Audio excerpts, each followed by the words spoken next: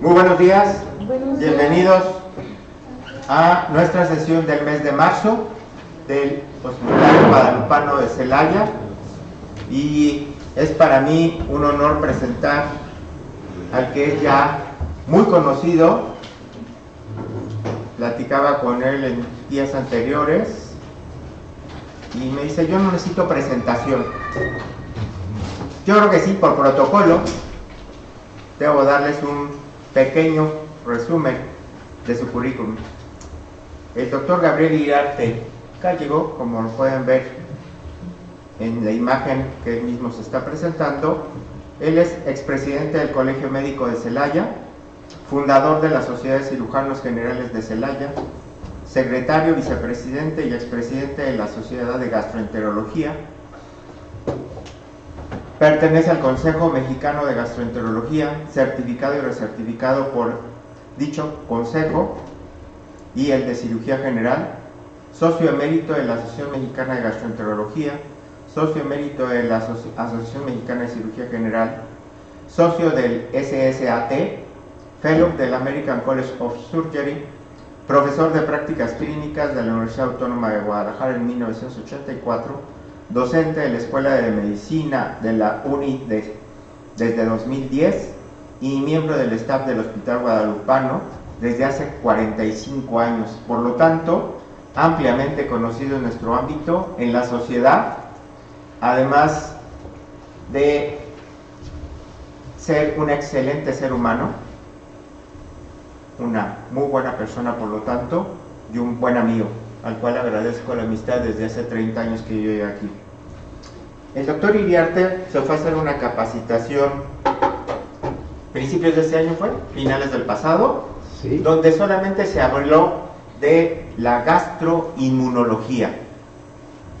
Creo que la inmunología hoy en día está inmersa en todas las especialidades, y él simplemente nos va a dar un botón de lo que fue esto, de lo que es la práctica día a día, hablando de las enfermedades gastrointestinales inmunomediadas. Doctor Iriarte, muchas gracias y adelante. Muchas gracias, doctor Casas. Yo hay veces que las presentaciones digo que son más por la amistad que por los méritos de uno. Pero le agradecemos a ustedes la asistencia, la presencia de ustedes son las que hacen que realce y que le dan mayor valor a este tipo de eventos. A lo mejor me van a preguntar, bueno, a ver, doctor Iriarte, ¿y por qué se le ocurrió dar este tema? Bueno, primero, porque como lo mencionó Emilio, las enfermedades inmunológicas, ustedes deben de saber que hay más de 100 enfermedades inmunológicas en las diferentes áreas de la medicina. Yo les voy a presentar un pequeño botoncito de algunas dentro de la gastroenterología. Pero aquí lo importante es que se desconoce mucho de ellas. Aún hay padecimientos realmente recientes, uno de ellos se los voy a presentar, que tienen 20 años. Segundo, la importancia, son padecimientos crónicos. Así como no sabe mucho de la fisiopatología, de muchos de ellos, son padecimientos crónicos. Son padecimientos que se presentan en todas las edades. Muchos de estos, como lo vamos a ver en los niños, yo no veo niños, pero los tengo que mencionar, y que causan una gran discapacidad, tanto del paciente como del bolsillo de los familiares.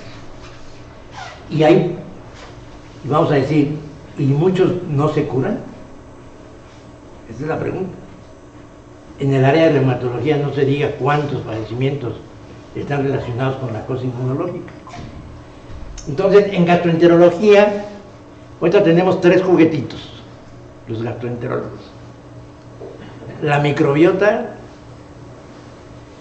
la neurogastroenterología y la inmunología en gastroenterología. De manera que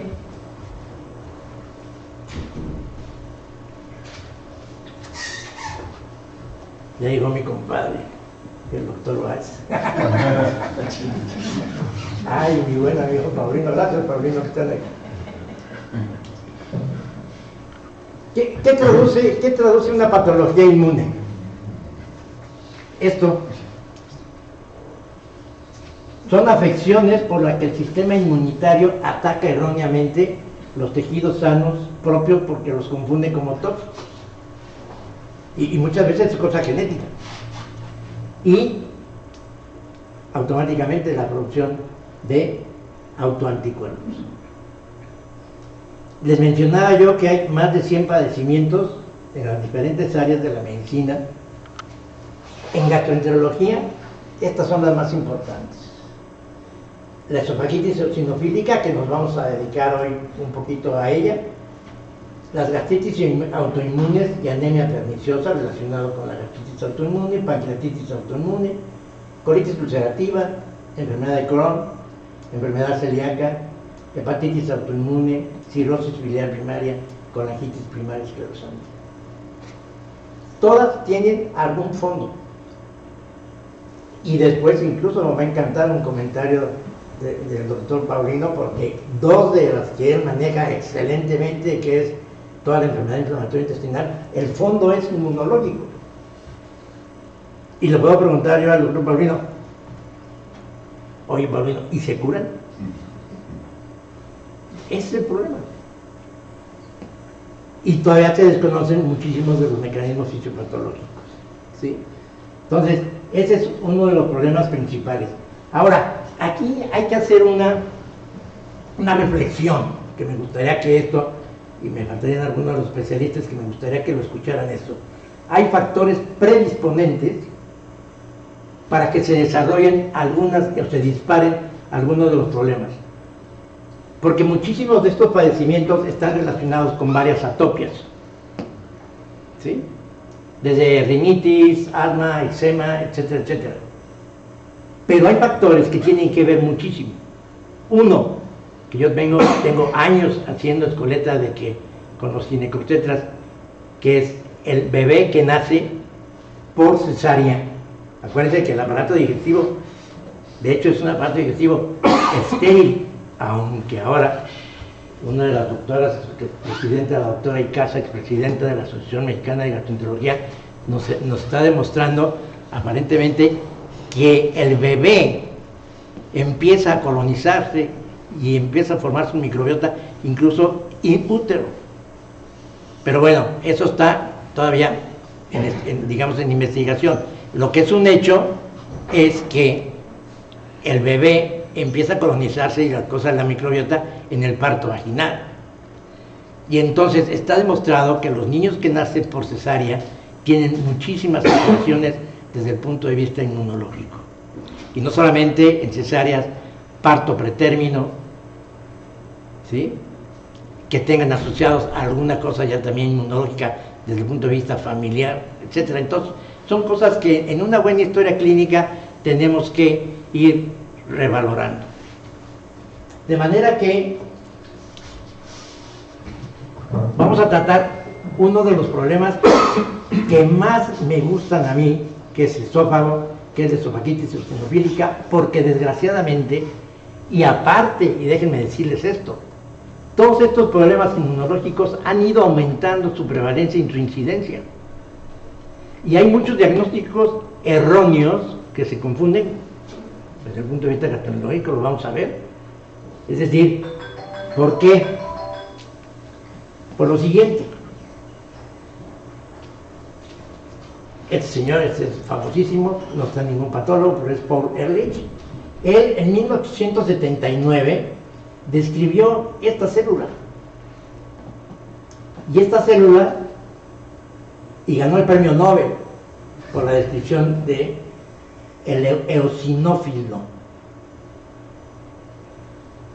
El color, y eso se debe ver perfectamente bien en un frotis, el eosinófilo tiene una coloración magenta. Y entonces Paul Ehrlich dijo, caray, tiene el color de un amanecer. Y entonces él le dio el nombre para hacer un atributo y en honor a Eos, la griega, la diosa griega del amanecer, por eso se llama Eosinófilos.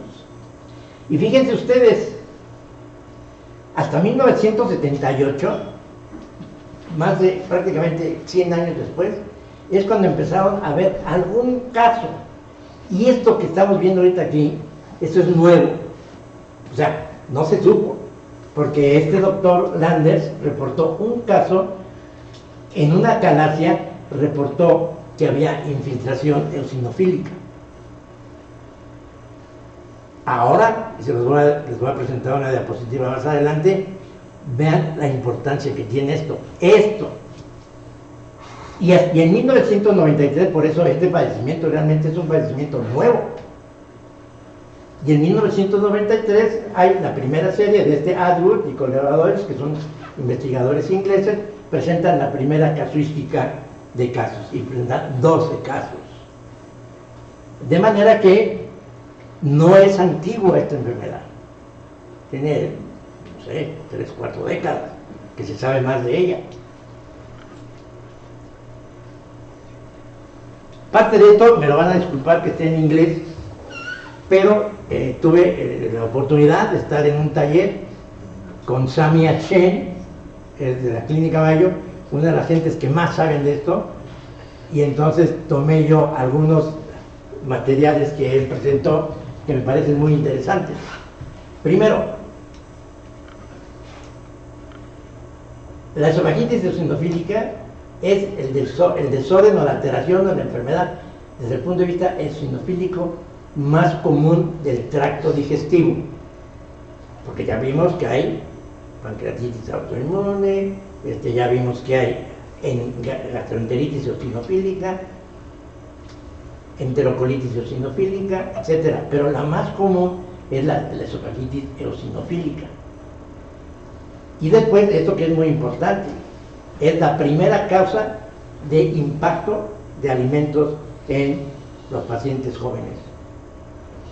Vamos a ver ahorita más adelante que vayamos desglosando las diapositivas, pero aquí viene este problema. Es la segunda causa más común de esto, de esofagitis después de la enfermedad por reflujo. Y ya se ha demostrado, y ya hay casuísticas perfectamente bien delineadas, en las que muchísimos pacientes que los tienen tratando nada más como enfermedad por reflujo, tienen de fondo una esofagitis eosinofílica. Y la incidencia de eso es cada día mayor. Se los voy a presentar en las estadísticas. Entonces, es la segunda causa de esofagitis crónica después de la enfermedad por reflujo. Y hay cosas bien interesantes que van ustedes a verlo. ¿Por qué es útil el uso de inhibidores de bomba en una enfermedad como la esofagitis eosinofílica? Ahora se los voy a mostrar.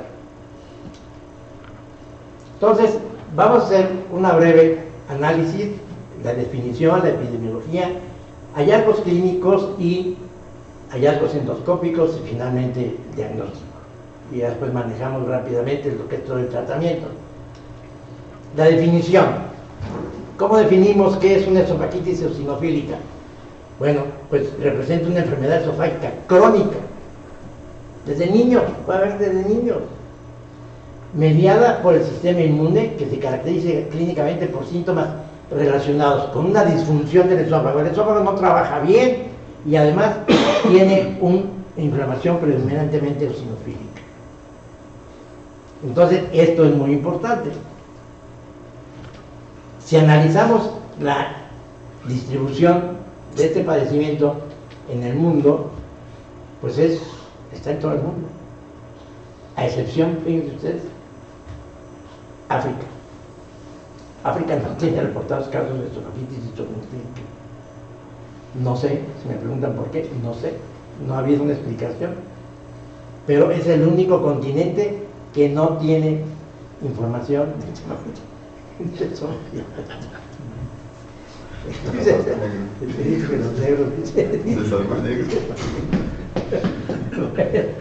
Entonces, esto es importante.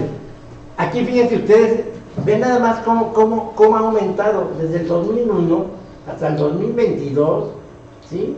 La prevalencia de esofagititis eosinophílica, cómo ha subido. De ser en el 2001 del 5%, ahora ya vamos casi en el 50%, no en el 80%, del 70%, este es 80%.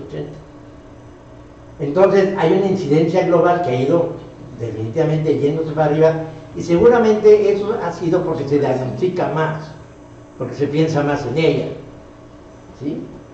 Entonces desde ahorita un mensaje que les puedo dejar es: no todo el paciente que tiene síntomas de reflujo tiene enfermedad por reflujo, ¿sí? Ahorita les voy a decir los hallazgos. Entonces tiene una incidencia global, ¿sí?, de 5.3 casos por 100.000 habitantes, y después más adelante una prevalencia de 40.0 casos por 100.000 habitantes. Esto está tomado, pero vean ustedes la participación: 283 millones de participantes, ¿sí?, de los cuales, de estos 288 millones, encontraron 147.668 pacientes con esofagitis eosinofílica. En México, porque ya ven que las estadísticas en México, mucha gente dice: pues yo tengo otros datos, ¿verdad? Ya saben quién. Entonces, en el 2011, este trabajo de García Compián, que es un investigador gastroenterólogo de la ciudad de Monterrey, vio el 4% de los pacientes con reflujo, que este es un tema exclusivamente que podríamos platicar muchas horas: el paciente que tiene enfermedad por reflujo refractaria a los IVPs, que no mejora, ¿qué hay que hacer con él? Entonces, muchos pacientes de estos tiene 4%, encontró García Compián, que tenían enfermedad de esofagitis eosinofílica. En el 2015, este grupo de la Cruz Patiño, de la ciudad de Veracruz, que es de las gentes que trabajan con el doctor Remy Troche, el 2% de ellos en pacientes que supuestamente les estaban dando seguimiento con endoscopias por enfermedad por reflujo, y entonces el 2% de ellos tenían esofagitis eosinofílica. Y después, en el 2018, García Compián, otra vez de Monterrey, el 12% de jóvenes que tenían impacto por alimentación tenían esofagitis eosinofílica. Y no me voy a meter a hablar porque ni el tiempo ni los conocimientos sobre la esofagitis eosinofílica en pediatría, ¿sí? Entonces, esto es importante. Sintomatología, lo más importante. Acuérdense que estamos hablando de que el esófago eosinofílico tiene una disfunción en la motilidad. Entonces, el síntoma principal, disfagia, casi el 60% de los pacientes tienen disfagia. Lo que sí es un hecho que es más frecuente en hombres, ¿sí? 72% de 220 pacientes con una edad promedio entre 17 y 88 años. Sintomatología de reflujo, 47%, y un grupo importante, el 30%, se presentaron casi o debutan muchas veces, o no hay una historia clínica perfectamente bien elaborada, y entonces el paciente llega con impacto en esófago, disfagia, no pueden comer, se impactó el alimento en el tercio distal del esófago. Entonces, básicamente es esto: disfagia, sintomatología de reflujo y dolor torácico. El dolor torácico tipo no cardíaco y no relacionado con los alimentos.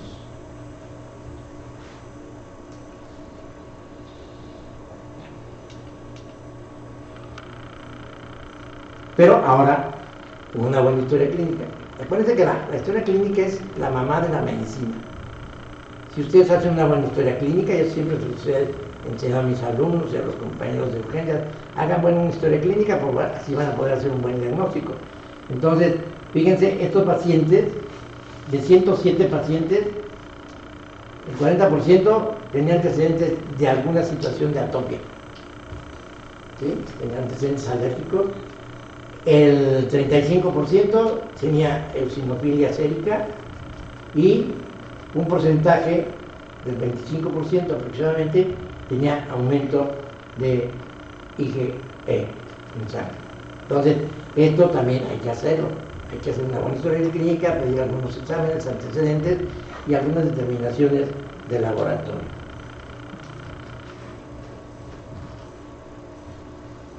Entonces, a ver, ya tenemos un paciente que tiene cierta disfagia, etcétera, o que tiene antecedentes de reflujo, que no mejora, ya le han dado 20 tratamientos. ¿Qué hacemos? Bueno, vamos a hacerles una endoscopia, es lo primero. Ese es lo primero que hay que hacer, y la endoscopia. ¿Qué vamos a encontrar? ¿Qué esperamos encontrar en un paciente para poder decir, este es una paciente que tiene esofagitis eosinofílica? Esto es lo que encontramos. Anillos de 220 pacientes, 65 tenían anillos, surcos, exudado, erosiones, anillo de Chasky y normal, hasta un 10%, acuérdense. Y esto es bien importante. Y volvemos al problema también de la enfermedad por reflujo, porque vamos a decir que hay cierta relación. Hasta el 30% de las endoscopias en pacientes que tienen sintomatología de reflujo, las endoscopias son normales. Y no quiere decir que no tienen reflujo, sí lo tienen, pero a lo mejor ahí, híjole, pues será una dispersia tipo reflujo, será un esófago hipersensible, etcétera. Entonces, esos son los pacientes que hay que estudiar, ¿sí? Pero definitivamente estos hallazgos son los más importantes: los anillos, los surcos, el exudado. Yo te les voy a mostrar unas diapositivas, las erosiones del anillo Chapsky y normal. Entonces, ahí tienen ustedes. En una endoscopia, aparentemente dice uno aquí, bueno, pues este es normal. Y ahí hay que apreciar mucho los vasos. En un esófago normal debemos de verlos. En un esófago con esofagitis eosinofílica desaparecen, ¿sí? ¿Qué pasó aquí? Aquí ya no hay. Y ahí están miren, ahí están los anillos, ¿sí? Ahí está. Aquí que vemos surcos, aquí que vemos exudado. Y cuidado con esta imagen, porque podemos pensar que sea candidiasis, ¿sí? Ah, no, pues es una candidiasis. No, espérate. Busca otro hallazgo endoscópico de esofagitis eosinofílica. Esto así se ve en la cándida, lo hemos visto. Entonces, hay que tener cuidado. Estos son los hallazgos. Entonces ya tenemos aquí los anillos, tenemos aquí los surcos, tenemos el exudado y obviamente más severo, aquí tenemos ya una estenosis del esófago. Porque el problema de la esofagitis eosinofílica, la infiltración de los eosinófilos, ocasiona una fibrosis subepitelial, ¿sí? Y entonces, al hacer la fibrosis, se hace el anillo. Y después, con el tratamiento, como que viene una remodelación del epitelio esofágico y el paciente mejora, ¿sí? Pero lo que lo lleva al impacto es esto. Estas lesiones que ven aquí, esas no son de la esofagitis eosinofílica, esas son es una mucosa muy friable. Estas son lesiones por el endoscopio. Pero vean cómo se ven los riños. Incluso, aquí está Marco, el paciente de Alejandro, creo que fue el último que vimos, ahí creo que le vimos eso y le tomamos unas biopsias, y ahorita voy a comentar eso. Y bueno, este es un impacto de alimento, ¿no?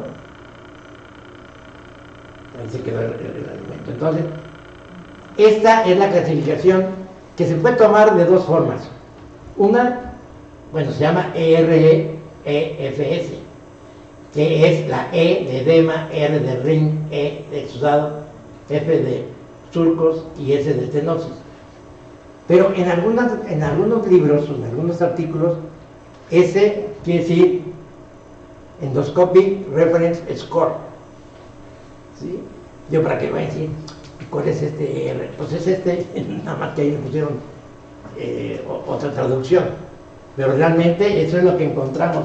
Y de aquí viene, pues, lo que podemos reportar uno que hace endoscopia, pues hay que reportar así, ¿no? Tanto total de RFS, 6. ¿Sí?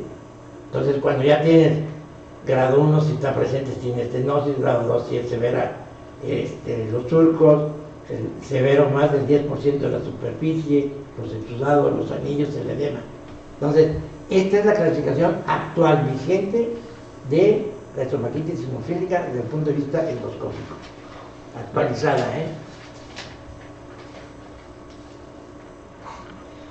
Pero también, en un momento dado, y cuidado con esta imagen, es válido, en cierta manera, porque muchas veces y esa es una de las cosas que a veces yo también insisto mucho. La endoscopia, ok, es el estándar de oro, es ver por dentro la mucosa esofágica. Pero cuando hacemos una endoscopia no valoramos en forma adecuada la motilidad. En el aparato digestivo, ¿por qué creen ahora que estamos todos entusiasmados con lo que es la neurogastroenterología? Pues porque el aparato digestivo se mueve constantemente desde antes de que, una vez que se forma el tubo digestivo de un bebé, empieza a moverse. O sea, el aparato digestivo se mueve desde la boca hasta el ano. Entonces, muchas veces, este estudio, que ya muchas veces por ahí dicen que ya es obsoleto, no, la serie gastrodenal o un esofagograma nos es útil. Pero cuando tenemos esta imagen, cuidado, porque esto se puede manifestar lo pueden traducir como terciarismo. Y acuérdense que las zonas terciarias del esófago son muy características normales en la tercera edad, que a veces por ahí lo reportan los radiólogos como presbiesófago, ¿sí? Pero esto hay que tener cuidado, que no son ondas terciarias, sino son los anillos de la esofagitis eosinofílica. Esto es interesantísimo. Y esto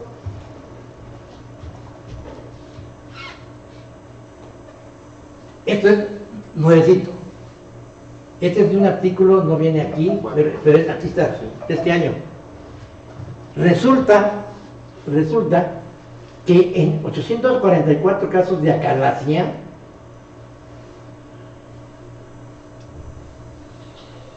tenían un riesgo relativo de esofagitis eosinofílica, ¿sí? Y esto de 208 en menores de 40 años. Entonces, esto a los investigadores actualmente, en base a este artículo, están pensando que la acalasia tiene de fondo un problema inmunológico que nunca se había pensado, porque siempre se ha considerado la acalasia como un problema nada más neural. ¿Sí? Acuérdense que el esófago del paciente con acalasia es un esófago denervado, no se mueve. ¿Sí? Entonces, esto a los investigadores ahora están muy, muy interesados en que van a ver realmente si esto tiene que ver con el fondo de producción de la acalasia, que sea realmente un problema no solamente neural, sino también de tipo inmunológico. ¿Sí? Y este es de este año.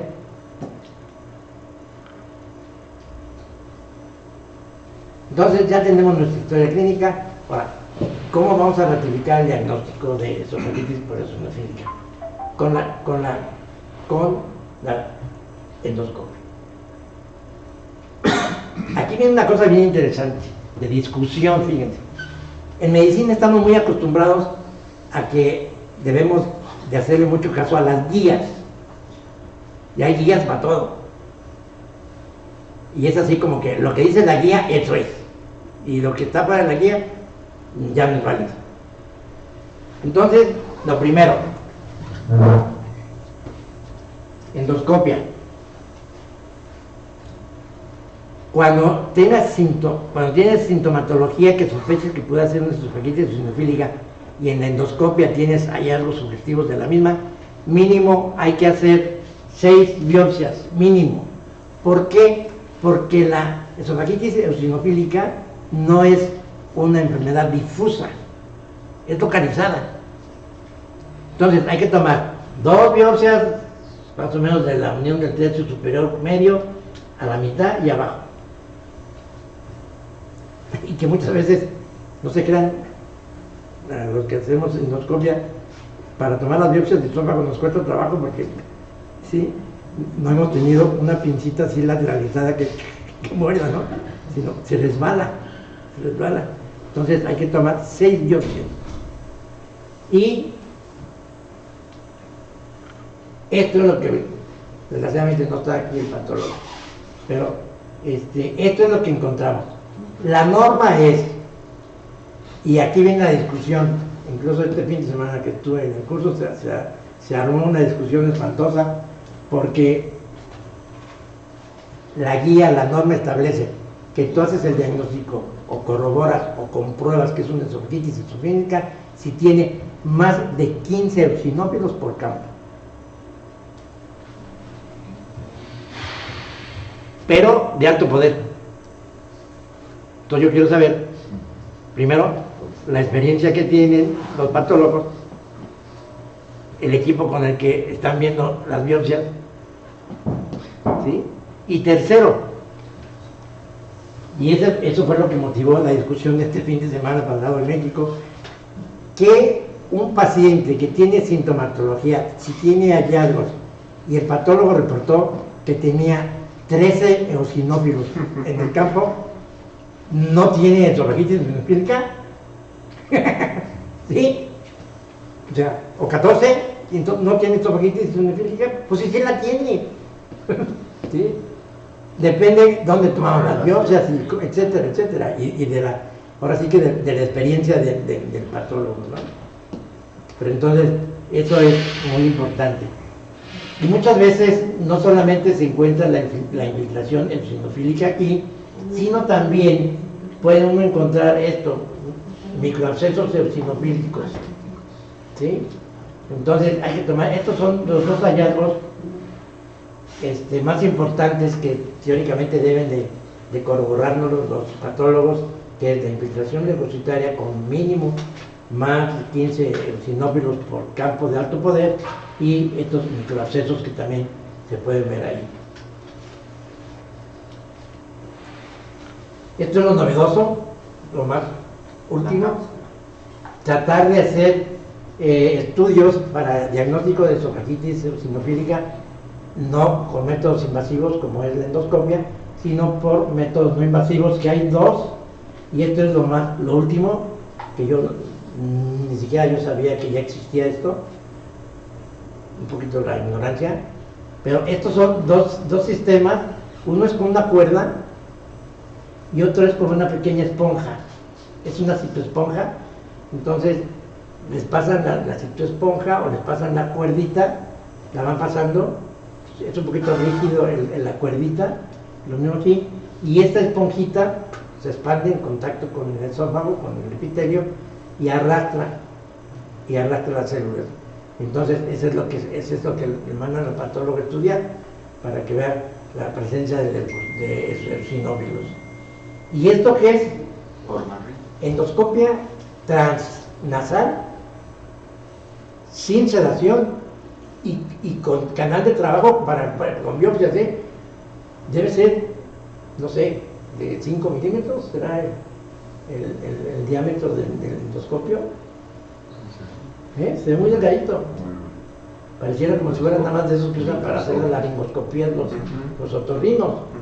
Pero tiene canal de trabajo. O sea, pueden pasar la pinza de biopsia. ¿Sí? Esto. Y esto salió en el 22. Dice, endoscopía transnasal sin sedación. No hay ni sedación. Entonces, ese es un procedimiento ahí en el consultorio. Yo no he visto ningún equipo de endoscopia de este tamaño aquí en México. Entonces, un pequeño algoritmo sencillo para que les quede claro es esto. El diagnóstico de esofagitis eosinofílica en pacientes que tienen síntomas que no se explica a uno por qué, hacerle una endoscopia y unas biopsias. Si tiene más de 15 eosinófilos en campos de alto poder y no hay otra causa de esofagitis eosinófica, ese paciente tiene esofagitis eosinofílica. Si tiene menos, y a lo mejor menos de 15 eosinófilos por campo, o tiene algún otro trastorno funcional del esófago, pues entonces ese paciente no tiene esofagitis eosinofílica.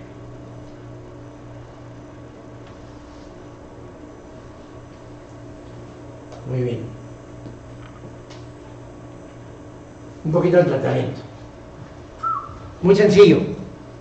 Ahí está. ¿Cómo tratan a un paciente que tiene esofagitis eosinofílica? En forma práctica. Usen las 3D. Ahí está, las 3D. Dieta, drogas, dilatación. Ese es el tratamiento del paciente con esofagitis eosinofílica. Las dietas de eliminación, a final de cuentas, aunque puede haber hasta factores ambientales que despierten cierta reacción atópica en los pacientes, en esofagitis eosinofílica, el que dispara el problema alérgico de eosinofilia son los alimentos. Entonces, las dietas de eliminación se empiezan quitando 6 alimentos. Eso es lo primero. Hay que quitarles 6 alimentos. ¿Cuáles son? Leche, trigo, huevo, frutos secos, pescado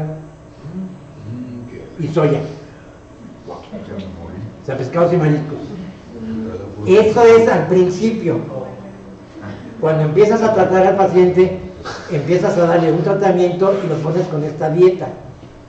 Lo que pasa, y después, dependiendo cómo va evolucionando, le bajas la dieta de eliminación a dejarle nada más, le quitas 4.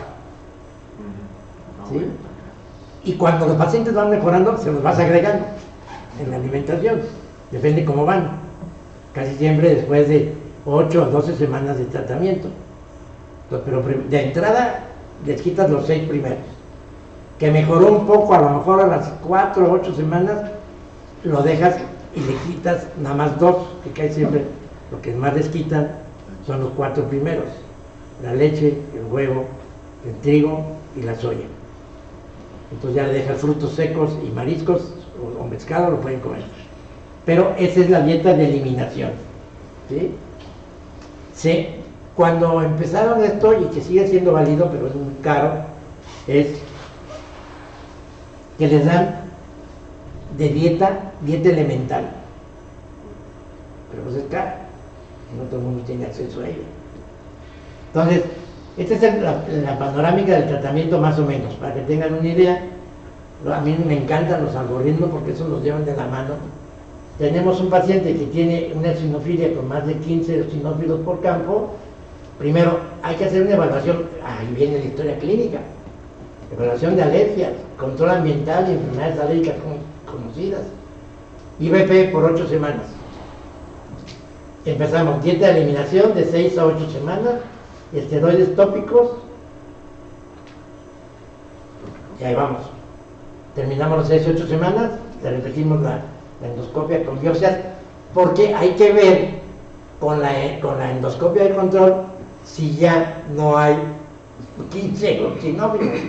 Hay que ver si ya bajaron en las 6, con el protocolo de las 6 biopsias esofágicas. Entonces, ya si ya tenemos 8 eosinófilos, acá va respondiendo bien.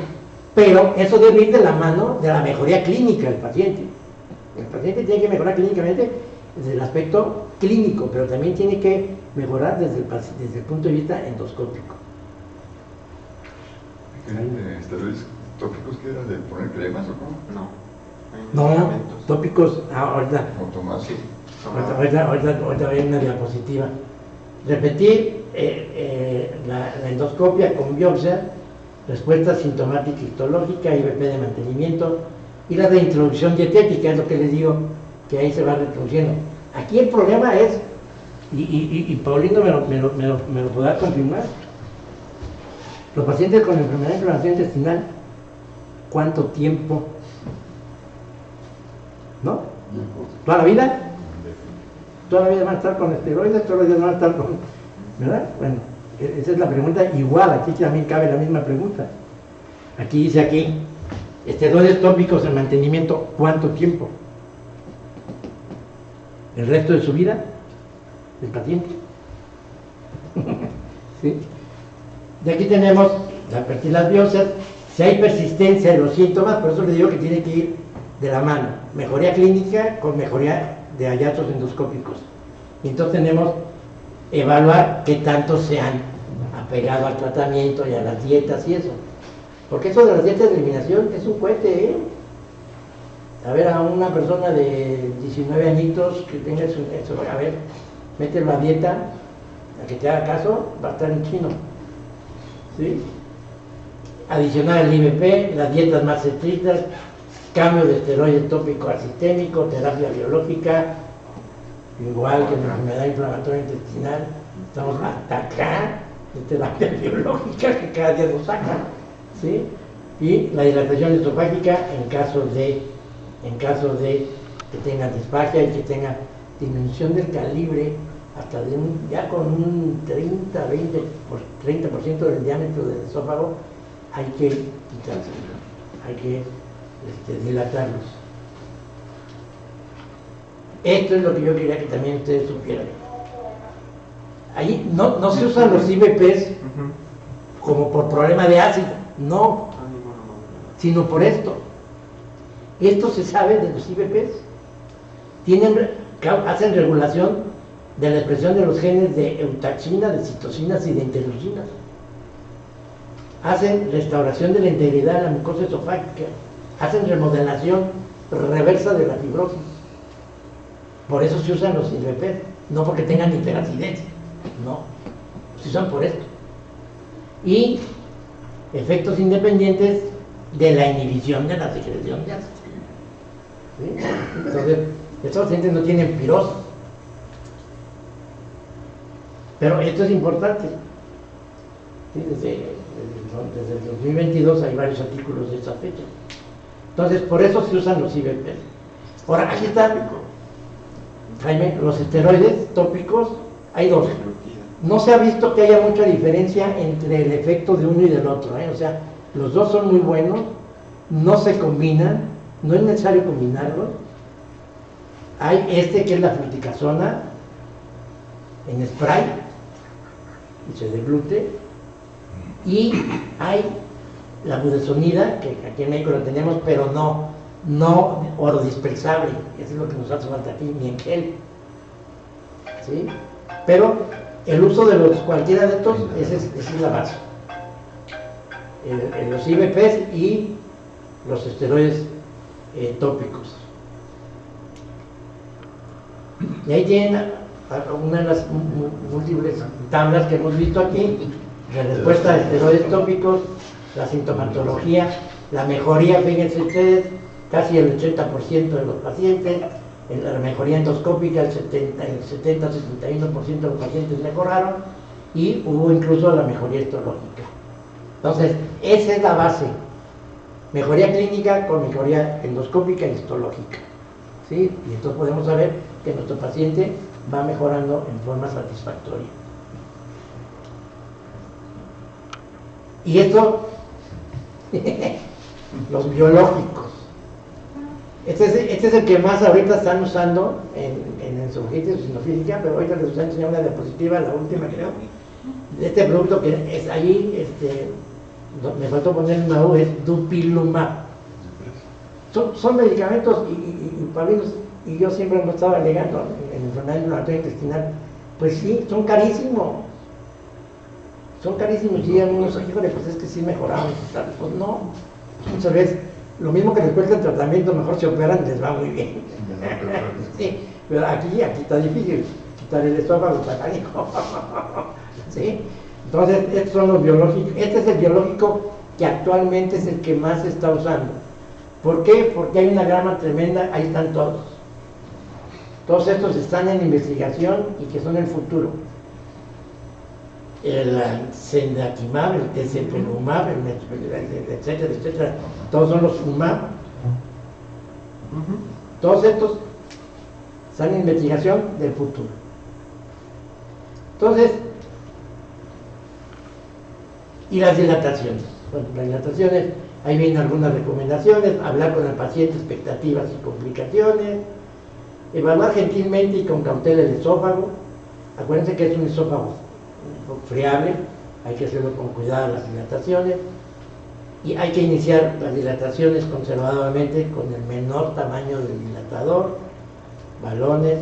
Se requieren múltiples sesiones de 16 con 18 milímetros, y definitivamente no sustituye al tratamiento médico, porque, o sea, la dilatación no elimina la inflamación, ¿no? O sea, es nada más una cosa mecánica que nos ayuda a mejorar. Y finalmente, pues un mensaje para llevar a casa: el tratamiento de la esofagitis eosinofílica, los IBP, los esteroides tópicos, dilatación, dieta. Es válido la combinación de tanto de dieta como de medicamento, y discutir con el paciente. Siempre hay que estar platicando con el paciente, porque imagínense que a un chamaquito de 15 años ya tiene esofagitis eosinofílica. ¿Cuánto tiempo hay que estar platicando con él? Hay que estar constantemente en plática con los papás, con el muchacho. No hay diferencia entre fluticasona y budesonida. Y los biológicos, pues típicamente para pacientes refractarios, aunque hay un gran desarrollo e innovación, y en el futuro, pues ustedes saben cómo da vuelta a la medicina, y seguramente va a haber muchas cosas nuevas, pero sobre todo de los biológicos va a haber muchísimos. El problema de ellos es el costo de ellos, y solamente gente que puede tener un seguro de gastos médicos mayores se le puede proporcionar. Entonces, aquí un mensaje que quiero quede así claro es: no todo lo que es trastorno funcional esofágico y con datos de cierta disfagia, etcétera, etcétera, no todo es reflujo. Hay que pensar ahora más en este padecimiento. En otra oportunidad iba a presentar yo otro tema de la misma, que es otro de los temas importantes, que es la enfermedad celíaca, pero que eso amerita una plática también un poquito más extensa, y ya no tenemos mayor tiempo. Yo les agradezco a todos la asistencia, y ojalá se lleven un mensaje práctico. Yo quería que esta plática fuera práctica para que tengan en mente este problema, esta enfermedad, y podemos estar seguramente viendo más casos en nuestro medio en el futuro, porque de que los hay, los hay.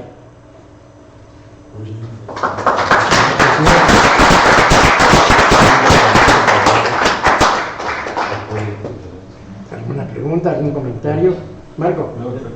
En la biopsia nos comentaba que el diagnóstico se hace con los eosinófilos, los 15, pero también en el cuadro clínico, o en los estudios de laboratorio, se caracterizaba por... Hay cierta eosinofilia. Por eosinofilia. La IgG se ha identificado como un factor a considerar. Esa es una, y la otra es si en esas biopsias también se pueden identificar algunos linfocitos que pues secreten esta IgE. Sí hay. No sé si... Sí. Lo curioso es que algunos medicamentos, y es qué bueno que comentas eso, porque hay medicamentos, sobre todo algunos biológicos, que son anti-IgG y no funcionan. ¿Sí? Funcionan los que van contra interleucina L4, etcétera, etcétera. Pero para IgG, lo que tienen IgG, los anti-IgG no funcionan, no mejoran al paciente. ¿Sí? Fíjate lo que mencionaste de la endoscopia que sale prácticamente normal. Efectivamente, como dices tú, que piensas de que es una esofagitis, por ejemplo, no erosiva, sí puede tener relación con esto. Entonces yo creo que sí es conveniente tomar biopsias a esos niveles y que el patólogo identifique bien los asuntos. Yo no sé, a ver, es un poquito de ignorancia mía. Contamos con alto poder, o sea, la microscopía de aquí se hace de alto poder. No sé. Esto les dejo de tarea para que lo investiguemos. Yo no sé, pero son en todos los trabajos. Y Sami Achen, que es un tipazo de cuarto, Sami Achen vive aquí en México. Y está en la clínica Mayo, es de las que más se han metido a estudiar esto. Se habla perfectamente bien español. Y en el taller que tuvimos, él hacía mucho hincapié en eso, en un buen patólogo. ¿Algún otro comentario? Agregaría dos. Uno, recordará a un paciente que tuvimos con acalasia, recién llegado yo en los 90, hombre de 25 años, que yo lo seguí, por ahí anda perdido en Estados Unidos, por artritis reumatoide. Él fue llevado a cirugía y después tratado con inmunosupresión, inmunomodulador, ¿sí? Entonces, la asociación y el ejemplo de las otras enfermedades gastroinmunológicas asociadas a enfermedades autoinmunes, y no se diga lupus, enfermedad inflamatoria intestinal, artritis, pues los vemos todos los días. Y el segundo comentario tiene que ver con lo que dice Marco. El sistema gastrointestinal lo conocemos desde su formación embrionaria, que tiene tanto un sistema nervioso autónomo muy específico para él, y ahora se dice que ese es el segundo cerebro que tiene nuestro organismo, y esa es la pasión de los investigadores que dice el doctor Iriarte. Y la otra es que tiene un sistema inmunitario con placas de Peyé desde la boca hasta el ano, lo cual está hablando de que hay un sistema inmunológico muy activo en esto, ¿sí? Que todos los días, por eso se habla de la macrobiota, microbiota desde que nace, que está modulando nuestro sistema inmunológico. Y todo esto se ha determinado genéticamente, ya se sabe. La epigenética asociada a todo esto. Entonces está muy involucrado ambos factores que se ponen en marcha en este tipo de enfermedades, ¿no? Sí, y haciendo un poquito, ya como último comentario mío, haciendo un poquito más de énfasis en lo que de la acalasia, nos decía Sami Achen, que en estos pacientes, una vez si hace el diagnóstico de acalasia también, tipo 1, tipo 2, etcétera, de la acalasia, no tratar de empezar a pensar en operarlos, ni mucho menos, sino darles un tratamiento como si fuera esofagitis eosinofílica primero, darles esteroides y darles dietas de eliminación, etcétera, con sus IVPs y ver cómo evolucionan. ¿Sí? Entonces, antes de estar pensando en hacerle un Heller o un Point, el Point es, se llama Point, es se llama miotomía endoscópica por la boca, pues Point, pero oral, endoscopic myotomy, es el tratamiento de la acalasia. Entonces, él nos hacía mucho énfasis. Entonces, ya ahora, dice, tenemos un paciente recién diagnosticado con acalasia, vamos a darle tratamiento primero, como si fuera esofagitis eosinofílica, y a ver cómo nos responde. Ya a lo mejor lo salvamos de una cirugía. El último, eso es lo último que... Y ampliando lo que decía el doctor Báez, los esteroides tópicos a nivel gastrointestinal, desde hace 70 años que conocemos el uso de esteroides, se ha hecho que el suministro de ellos sea por cualquier vía. Una de las que contamos poco, pero que vamos a ver en el futuro por estas razones, son los esteroides que tengan acción gastrointestinal. Y un ejemplo es la enfermedad inflamatoria intestinal, que debe ver el doctor Paulino, donde se usaban los famosos enemas con esteroides, ¿sí? Y después el emplear el esteroide sistémico. Pero así como se emplean esteroides por vía nasal para efecto pulmonar, son los que se están utilizando para el nivel gastrointestinal. Pero por ahí hay uno que está indicado para enfermedad inflamatoria intestinal, que se absorbe, entre comillas, menos. Ojo, todos los que usamos tópicos y por alguna vía en específica siempre van a tener un efecto sistémico, y eso es lo que hay que cuidar de ellos a mediano y largo plazo. Por lo tanto, el tenerlos a largo plazo con solamente esteroides no está indicado. Hay que meterles un inmunomodulador. Yo le digo un ahorrador de esteroide. El esteroide solamente está justificado en la fase aguda. Después de esto hay que utilizar un inmunomodulador que permite esto, y se puede volver a utilizar el esteroide cuantas veces tenga recaídas el paciente y limitar los efectos colaterales que todo mundo estamos viendo hoy en día, ¿sí? Pero vamos a ver más acerca de esteroides a nivel gastrointestinal con un efecto específico.